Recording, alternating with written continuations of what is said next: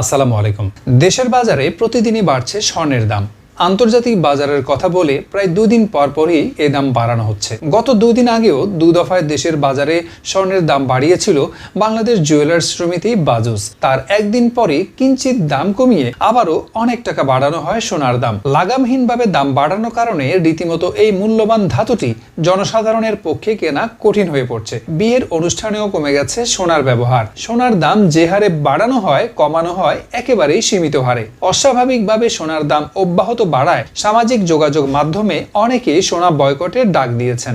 এরই মাঝে একজন হলেন যুক্তরাজ্য প্রবাসী বাংলাদেশি স্বাধীন খসরু। ফেসবুকে সোনার একটি ছবি শেয়ার করে পোস্টে তিনি লেখেন, ভাল লাগছে, বয়কট সোনা। আফরিন তামান্না চৌধুরী তিনি লেখেন, বিয়ের পরে কখনো সোনার গহনা না কেনা আমি, আর কেনার ইচ্ছাও নেই। টাকা হলে দেশ বিদেশে ঘুরে বেড়াবো। আমির হোসাইন রানা লেখেন, এবারও আর বিয়ে করা হবে না।